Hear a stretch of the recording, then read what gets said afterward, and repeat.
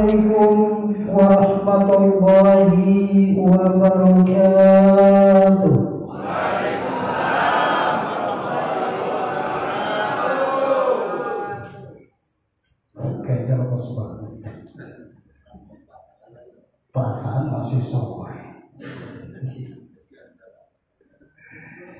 Kita doakan yang menjawab salam, mudah-mudahan dilulaskan hutangnya. Amin. Amin. Masya Allah. Kalau didoakan lunas hutangnya, kayaknya semangat banget. Ya, itu berarti ciri-ciri orang yang kuat atau yang gede suaranya. Ini gak ada, insya Allah yang di sini mah semuanya gak ada yang punya hutang. Benar gak? Amin. Abdonya kita ulang ya. Sebab kenapa? Ada satu kaum yang mengatakan bahwa kalau yang mengucap salam itu hukumnya sunnah. Kalau yang mengucap salam itu hukumnya sunnah, tapi yang menjawab salam itu hukumnya wajib. Nah, tapi ada tiga yang lepas daripada kewajiban menjawab salam. Kira-kira dibilangin nggak? Dibilangin nggak? Marah?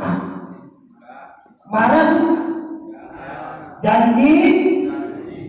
Ada satu kaum yang mengatakan ada tiga orang yang terlepas daripada kewajiban menjawab salam. Yang pertama adalah orang tuli. Kok pada terjun? Kata juga dibilang marah juga. Nah, kenapa orang tuli itu yang terlepas daripada kewajiban menjawab salam? Dikarenakan walaupun assalamualaikum juga ya nggak kedengar, ya kan? Dia terlepas daripada kewajiban menjawab salam. Lalu yang kedua adalah orang bisu. Begitu juga orang bisu. Kalau orang bisu itu terlepas dia daripada istilahnya kewajiban menjawab salam. Nah, yang ketiga ini yang saya takut menyampaikannya. Kira-kira marah kan ya? Nah, dan yang ketiga adalah yang terlepas daripada menjawab salam adalah orang gila. Tapi nggak ada kalau di sini semuanya sehat semuanya. Yang tuli nggak ada, yang bisu nggak ada. Apalagi kalau orang gila. Semuanya sehat di sini lahir batin. Amin.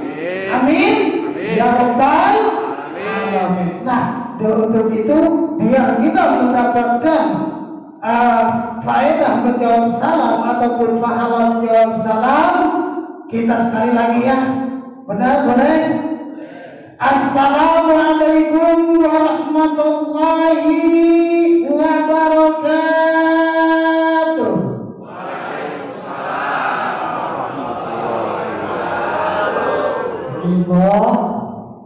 Ridho, ikhlas, alhamdulillah.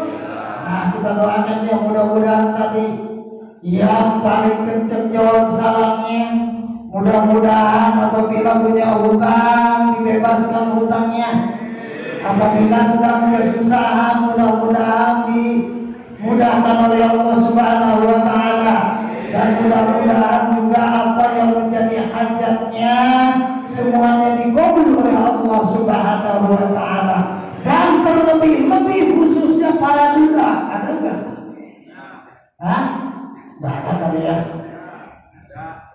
Mudah-mudahan yang duda, yang jomblo, mudah-mudahan dicepat istilahnya mendapat jodohnya oleh Allah Subhanahu wa Ta'ala. Amin ya Rabbal Alamin.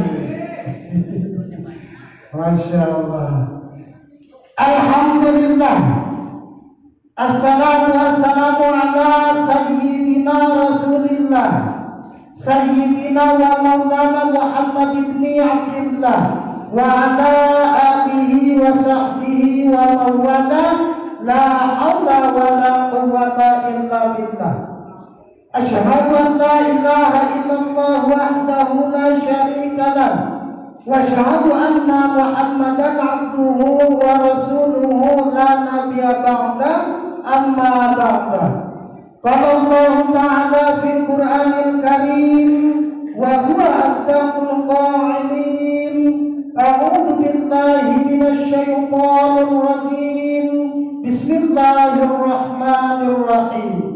Qul in kuntum tuhibbunallaha fattabi'uni yuhibbukumullah wa yaghfir lakum dzunubakum.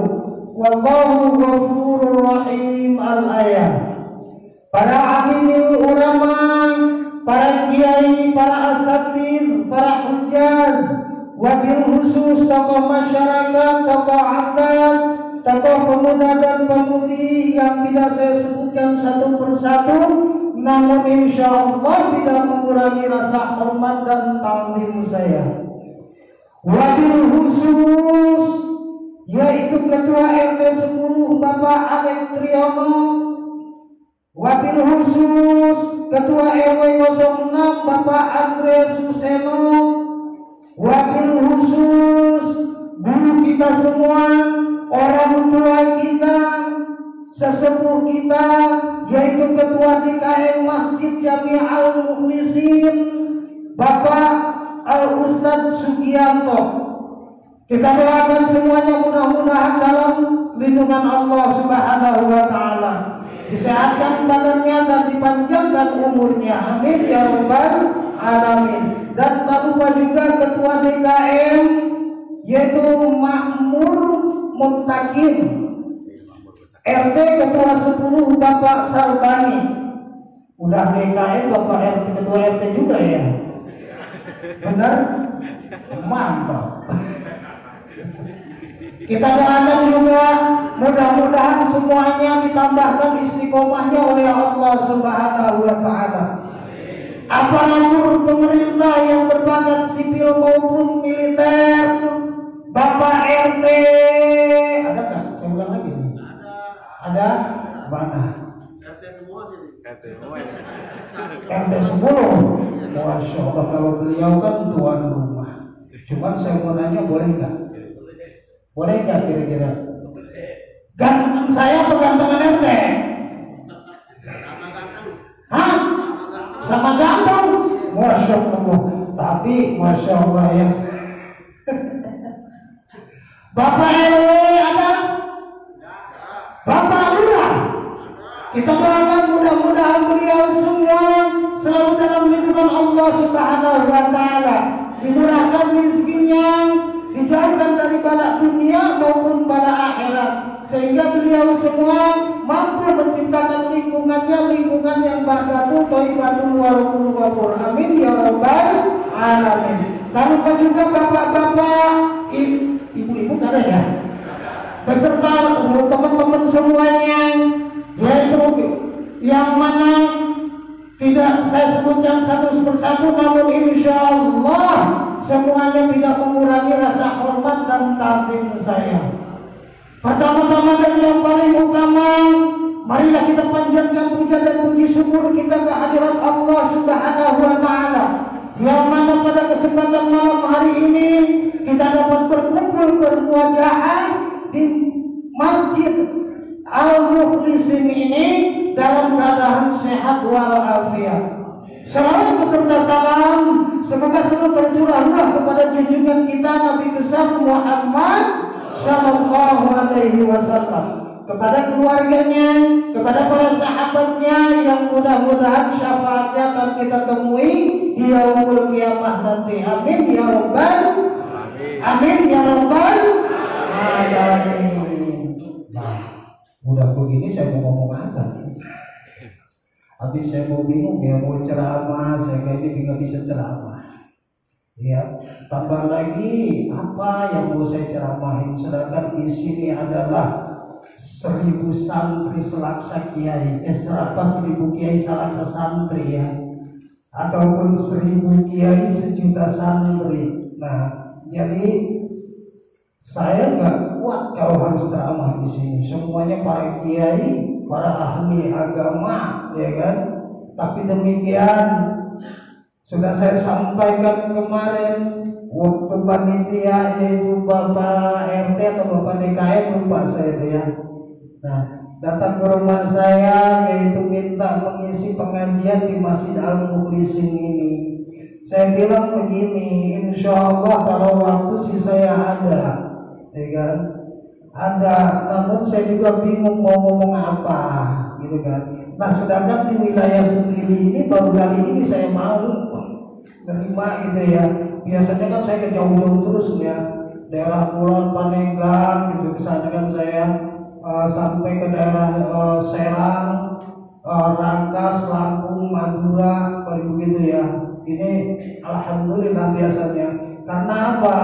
Saya itu jarang di wilayah sendiri, saya tuh malu. Malunya gimana? Saya mau ngomong begini begitu tentang agama, sedangkan istilahnya semuanya tetangga yang tahu kehidupan saya sehari-harinya. Saya mau ngomong apa, kadang-kadang begitu. Cuma karena kemarin itu memberaniin diri aja deh, saya katakan kebetulan di Masjid Al-Mukhlisin saya bilang saya kenal sama DKM-nya, ya kan? Saya pernah ketemu berapa kali gitu. Jadi kalau saya tidak mau takut dibilang sombong, gitu kan? Nah, makanya insya Allah saya akan datang, walaupun datang ke sana itu saya hanya sekedar silaturahmi. Karena apa? Karena istilahnya kalau ceramah saya tidak mampu, tapi istilahnya silaturahminya ini, apalagi di dalam istilahnya perkumpulan ini adalah kumpulan yang mulia. Saya dengar lagi katanya di RW 06 ini istilahnya setiap RT bergiliran mengadakan pengajian di dalam masjid ini setiap bulan, betul? Nah, itulah yang makin saya tertarik untuk datang ke sini. Karena apa? Saya merasa bangga kepada orang Nuansa. Jarang-jarang sekali di suatu wilayah seperti ini mengadakan istilahnya pengajian rutinan secara bergilir. Ini sangat jarang sekali. Berarti ini adalah kehebatan daripada pertama adalah DKM-nya, kedua adalah RW-RT-nya, dan pengurus-pengurusan yang lainnya. Inilah yang membuat saya bangga, hebat, karena jarang sekali saya pun di Senopati sebagai RW, saya tidak mampu mengadakan acara seperti ini. Nah, mudah-mudahan dengan hadirnya saya di tempat ini adalah menjadi wasilah belajar saya. Mudah-mudahan saya juga mampu di Senopati mengadakan seperti ini. Walaupun di Mekarsari ini adalah ke RW-an yang paling banyak RT-nya adalah Senopati. 30 tidak ada nol. 30 tidak ada nol, cuma 3 RT. Nah, 1 RT, 3 RT aja saya nggak mampu, gitu kan ya, untuk mengadakan seperti ini. Nah, ini yang 11 RT. Masya Allah. Mudah-mudahan kita doakan, mudah-mudahan para DKM, para RW, para RT di Nuansa ini semuanya selalu dalam keberkahan Allah Subhanahu wa Ta'ala. Dan pengajian seperti ini tidak akan berhenti sampai kiamat nanti. Nah, setelah pengurus-pengurus yang sekarang ini nanti diwariskan kepada pengurus-pengurus seterusnya, kepada anak cucunya. Amin ya rabbal alamin. Kaum muslimin wal muslimat yang dirahmati Allah, sudah menjadi keyakinan dalam kehidupan kita bahwa setiap ada permulaan pasti akan ada penghabisannya. Setiap ada awal pasti akan ada akhirnya, benar? Begitu juga dalam kehidupan kita. Kalau saja kita mau merenung, mulai dari kehidupan di sekitar kita, mulai dari tumbuh-tumbuhan, binatang, sampailah kepada kita makhluk yang bernama manusia. Kita misalnya manusia, mulai dari terlahirnya ke rahim ibu, turun ke alam dunia menjadi bayi yang merah tidak berdaya, untuk dia berubah menjadi anak-anak. Dari kehidupan anak-anak meningkat lagi kita menjadi remaja dengan segala keindahan dan kelincahannya. Dari kehidupan remaja berubah lagi kita menginjak dewasa, untuk kemudian perlahan-lahan memasuki hari tua. Benar? Emang ada yang selalu muda terus? Nggak ada kan ya? Kita jangankan kita dengan selang hari, jangankan kita dengan selang bulan, setiap hembusan napas kita akan berkurang umur kita, dan akhirnya sampailah kita kepada batas waktu yang sudah ditentukan Allah, yaitu ajal, dan bertemulah kita dengan yang namanya maut. Benar? Kalau kita mau merenung, mulai dari kehidupan kita yang tadinya gila-gila, apalagi yang namanya remaja, memiliki kulit yang kencang indah, memiliki rambut yang panjang ikal raya, memiliki lesung di pipi, memiliki keindahan-keindahan yang lain. Manakala kita sudah tua, semuanya berubah. Yang tadinya kulitnya cantik menjadi peot, benar? Yang tadinya rambutnya hitam ikal berderai menjadi putih. Yang tadinya giginya utuh satu persatu pamit meninggalkan kita, benar? Nah, itulah kehidupan. Yang tadinya kita sehat menjadi sakit, yang tadinya gagah kita menjadi tua renta. Nah, dari situlah tentunya membuat kita sadar bahwa kita di dunia ini adalah ujungnya kita akan mati. Nah, yang tadinya kita gagah menjadi tua, yang tadinya kita cantik menjadi peot, apalagi kalau kata Sunda, yang namanya udah tua mah ditarik ngonyonyong, dicolok ngelepot, bener gak? Nah iya, coba aja ditarik kalau udah tua, yang tadinya kulitnya kencang jadi ngonyonyong, moror kayak tarik, bener? Yang tadinya dicolok begini gak apa-apa, giliran udah tua jadi kelepot. Nah, jangan istilahnya ini dulu, jangan sungguh dulu, nggak kemana-mana gak.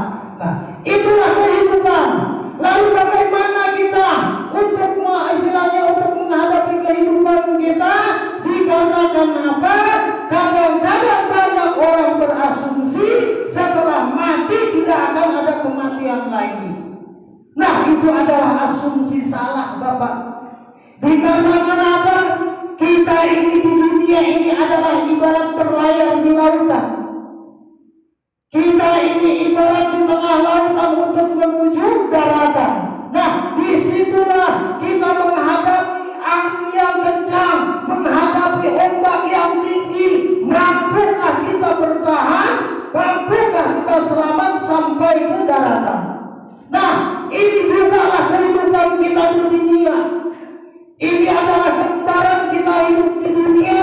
Karena apa? Di dunia ini adalah semuanya kita tempatnya maksiat dan dosa, dan juga disinilah dunia tempatnya beribadah kepada Allah Subhanahu wa Ta'ala. Nah, bagaimana tadi saya ibaratkan adalah kita di tengah lautan yang berlayar ke daratan. Nah, inilah gambaran kehidupan kita. Karena apa? Di dunia ini adalah banyak godaan. Semakin kita mendekatkan diri kepada Allah Subhanahu wa Ta'ala, semakin banyak godaan kita. Semakin kita taat kepada Allah Subhanahu wa Ta'ala, semakin tinggi godaan kita. Karena apa? Setan adalah tidak akan pernah diam. Setan akan selalu mengganggu kehidupan kita. Yang tadinya kita suka alim, setan mengganggu. Udahlah, lu jangan terlalu alim. Hidup lu cuma sekali di dunia. Nah, semasa di dunia puas-puasin dah.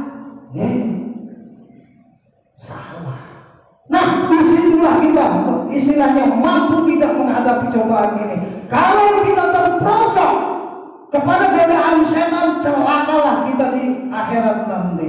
Tapi apabila kita mampu bertahan daripada godaan-godaan setan, insya Allah kelak kita di akhirat akan selamat. Amin ya rabbal alamin. Nah, jadi yang namanya kematian, setelah kita mati itu masih ada istilahnya kehidupan yang lain. Dikarenakan apa? Banyak orang yang berasumsi hidup hanyalah sekali. Nah, maka itu kadang-kadang orang tidak mau berpikir. Ada yang seperti ini, seperti itu, yang sekiranya melanggar agama dijalanin. Nah, tidak sadar nantinya kita akan mendapat balasan. Dikarenakan apa? Sekecil apapun dosa kita di dunia, sekecil apapun perbuatan dosa kita di dunia ini, kelak di pengadilan Allah tidak akan luput daripada balasan pada Allah Subhanahu wa taala. Dan kematian itu adalah gerbang menuju akhirat.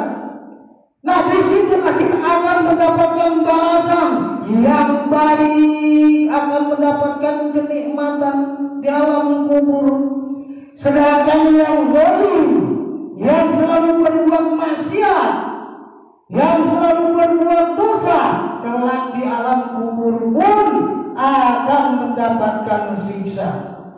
Masya Allah, Pak, kita hidup di dunia ini kalau kita menjadi orang baik, taat kepada agama, taat kepada aturan Allah dan Kanjeng Rasul, di alam kuburnya pun itu kita akan mendapatkan nikmat dari Allah Subhanahu wa taala.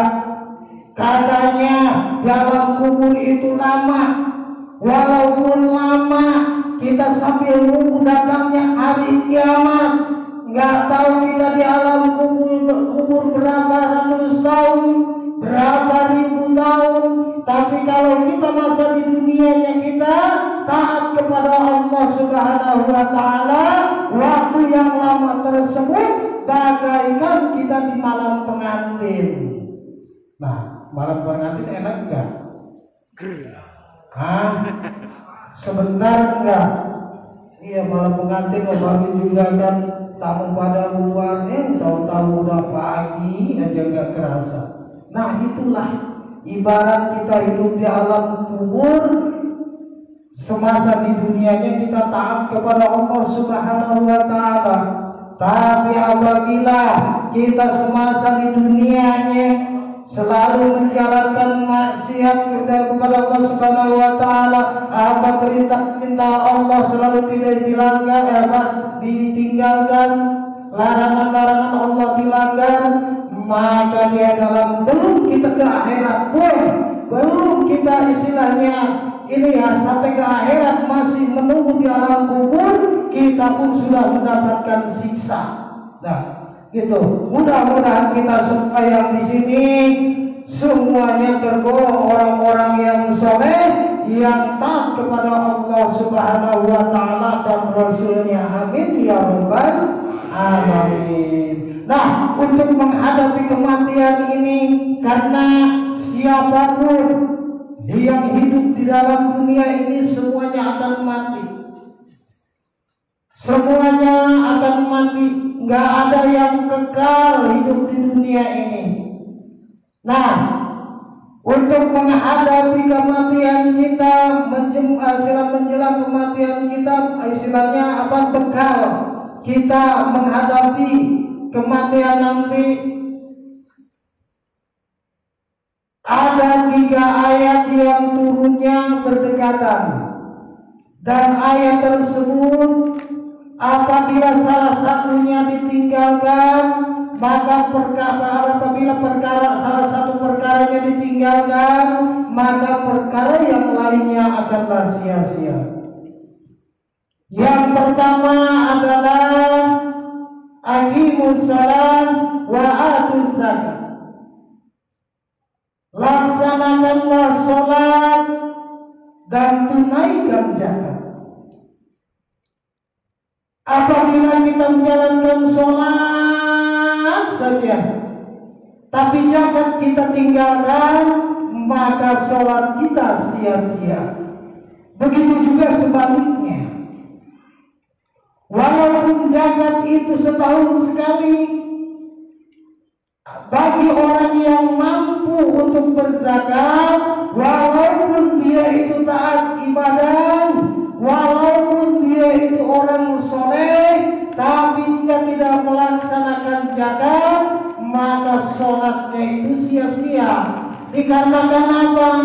Zakat pun adalah salah satu daripada rukun Islam. Maka itu di dalam Al-Quran dijelaskan, atiullaha wa ati'u apa tadi? Aqimus shalah wa atuz zakat. Laksanakanlah sholat dan tunaikan zakat. Apalagi itu terlebih-lebih yaitu sholat. Dikarenakan apa? Pembatasnya orang iman, pembatasnya orang Islam dan orang kafir adalah sholat. Benar gak? Adakah orang kafir yang sholat? Gak ada kan? Maka itulah pembatasnya orang kafir dan orang Islam adalah sholat. Dan juga sholat itu sangatlah penting dalam kehidupan kita. Sholat itu sangatlah wajib dalam kehidupan kita. Dikarenakan apa? Dalam perintah-perintah yang lain, Allah istilahnya memerintahkan kepada Kanjeng Rasul memberikan hukum-hukum yang lain. Jikalau hukum-hukum yang lainnya itu adalah melalui malaikat Jibril. Sedangkan sholat, perintah sholat adalah langsung, yaitu jasad dan ruhnya Nabi Muhammad Shallallahu Alaihi Wasallam dipanggil ke arsy, yaitu kesinggasananya Allah. Kapan itu kejadiannya?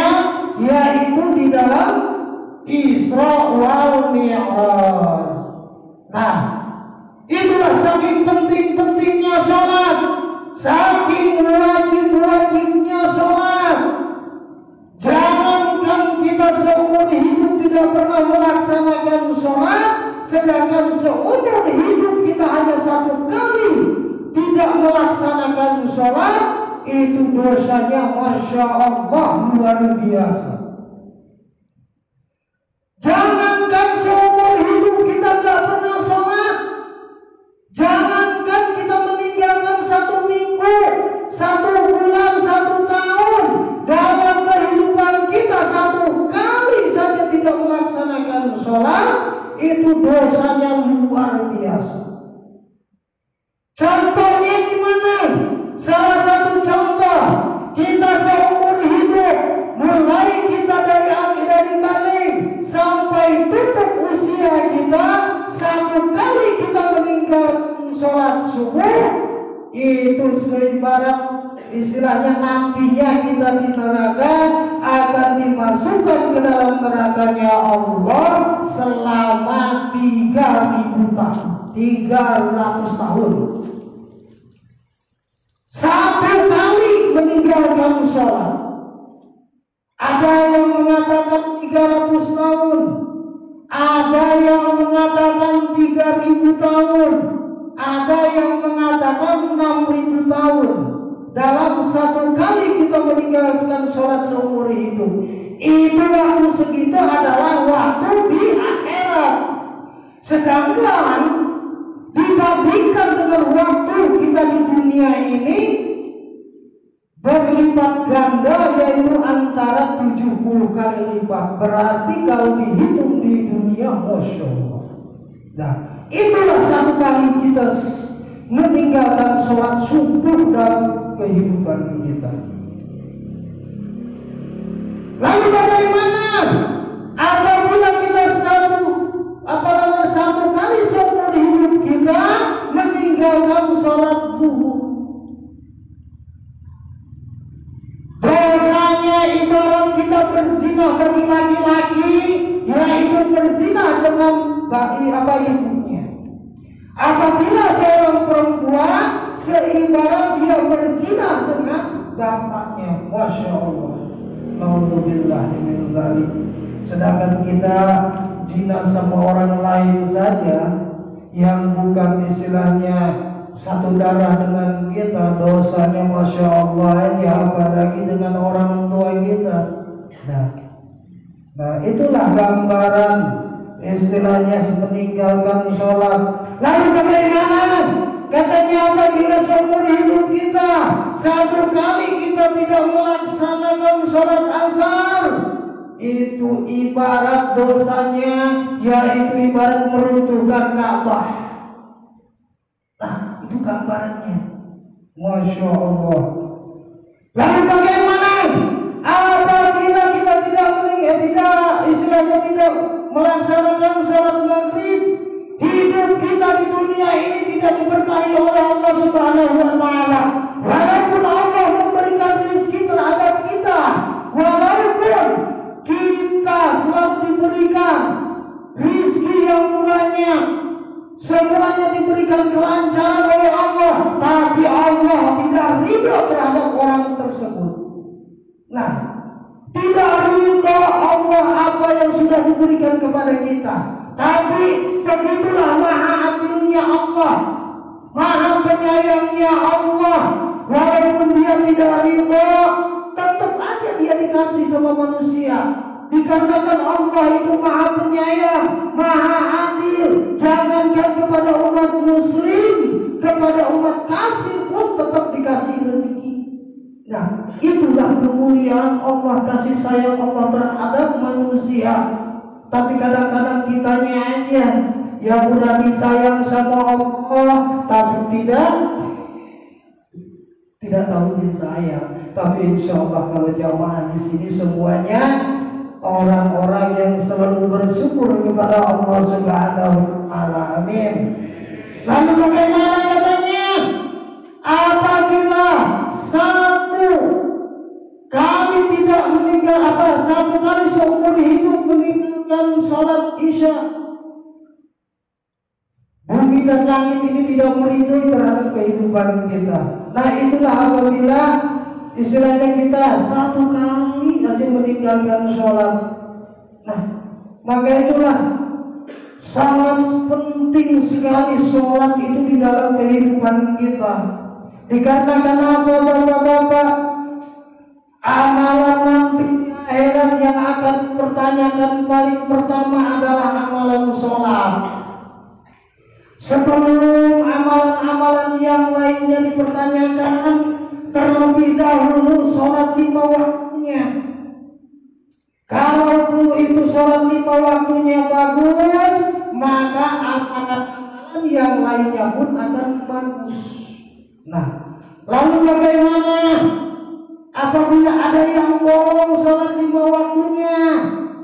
Nah, kata malaikat tinjau lagi itu sholat qobliyah ba'diyahnya. Nah, kalau ada yang bolong sholat qobliyah dan ba'diyahnya bagus, bisa ditambelin dengan qobliyah dan ba'diyah. Maka itu sangat dianjurkan sebelum kita melakukan sholat 5 waktu, kita laksanakan qobliyahnya dulu. Setelah sholat 5 waktunya kita laksanakan ba'diyahnya, yaitu di samping kita mendapatkan sunnah, pahala sunnah, tapi itu juga menurut riwayat adalah buat nambel. Ibarat tembok ada yang retak ditambel, gitu kan. Nah, itulah penting-pentingnya sholat. Nah, ibarat begini aja, Sholat itu adalah kan pondasi kalau ibarat bangunan. Kenapa disebutkan kalau sholatnya bagus maka amalan-amalan yang lainnya bagus? Dikarenakan sholat adalah pondasi atau tiang, dan amalan-amalan yang lainnya ibaratkan pelafon, genteng, ya kan? Ibarat bangunan kita memasang pelafon, memasang genteng, kalau tiangnya kira-kira nempel enggak? Ya kan? Nah itulah perumpamaan sholat, perumpamaan sholat ya, gitu ya, pentingnya sholat. Nah lalu yang kedua adalah ati'ullah wa ati'ur rasul. Taatlah kepada Allah dan taatlah kepada Rasul. Apabila kita taat, selalu taat kepada Allah, melaksanakan semua perintah-perintahnya, menjauhi larangan-larangannya. Tapi apabila kita tidak taat kepada Rasul, maka ketaatan kita kepada Allah akanlah sia-sia. Begitu juga sebaliknya. Nah, bagaimana kita taat kepada Allah? Yaitu kita melaksanakan semua perintah-perintahnya. Apa yang diperintahkan oleh Allah kita laksanakan. Contohnya adalah tadi sholat dan yang lain-lainnya. Lalu bagaimana dengan melaksanakan istilah perintah-perintah Rasul? Yaitu kesunahan-kesunahan beliau dilaksanakan, anjuran-anjuran beliau dilaksanakan. Nah, maka itu bisa disampaikan apabila tak selalu taat kepada Allah Subhanahu wa taala, tapi kita tidak taat kepada Kanjeng Rasul, maka ketaatan kita kepada Allah Subhanahu wa taala sia-sia. Nah, begitu juga contoh kita, kenapa selalu taat kepada Kanjeng Rasul tapi tidak taat kepada Allah? Nah, apa salah contohnya? Kita kesunahan-kesunahan beliau dilaksanakan, sedangkan perintah langsung dari Allah tidak dilaksanakan. Nah, itulah maka berimbangan ati'ullah wa ati'ur rasul. Ya kan? Kalau kita taat kepada Allah, kalau kita taat kepada Kanjeng Rasul, berarti sudah mencintai Allah dan Kanjeng Rasulnya. Sedangkan yang namanya cinta nih, cinta itu kan bukan hanya di mulut, benar gak?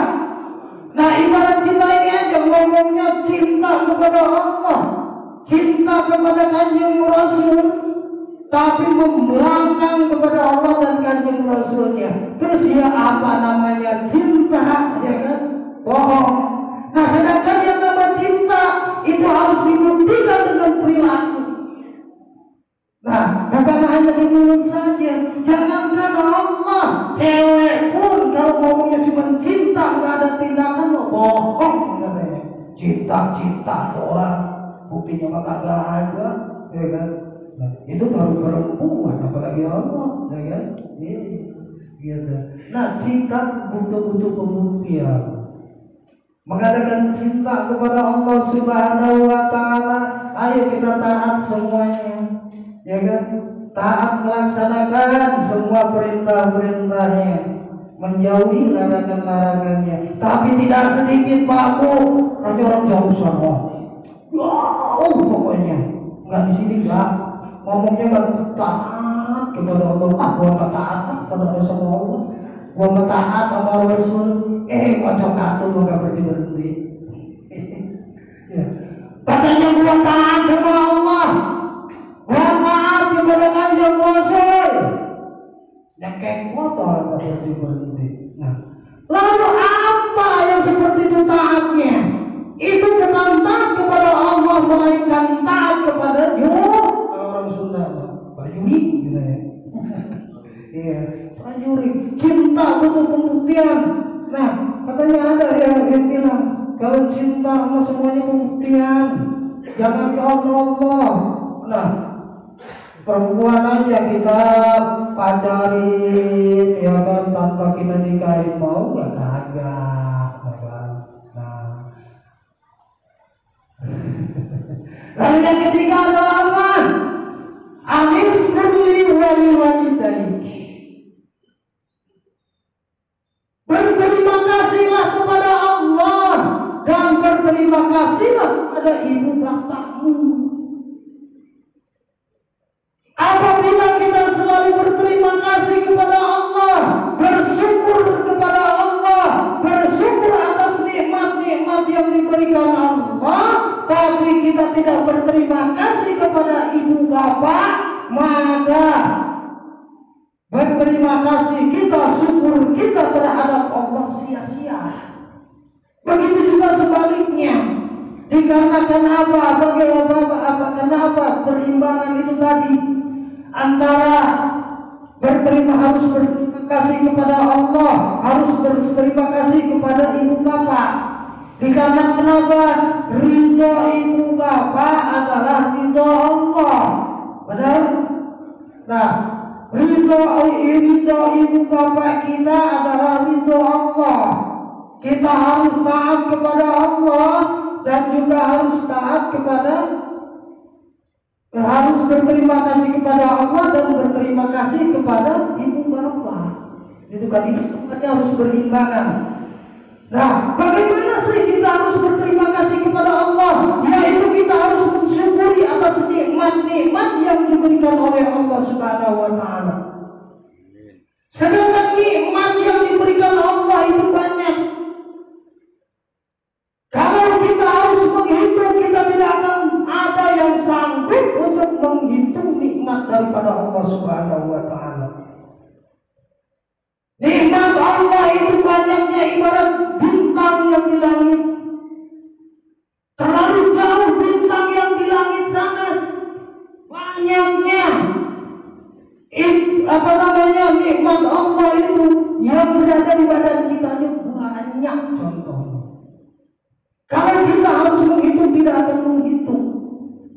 Contohnya begini, perumpamaan, kalau kita ingin menghitung nikmat Allah, hitung aja dulu rambut dan bulu-bulu yang ada di badanmu, katanya kan seperti itu. Mampu nggak kita? Ya kan? Jangan yang jauh dulu, yang di badan kita. Sedangkan di badan kita bulu-bulu kita banyak. Ada bulu rambut aja nggak terhitung, nggak bagian. Rambut kita berapa triliun. Jangankan yang utuh kayak kita, yang botak sebelah pun kita belum tentu mampu untuk menghitungnya.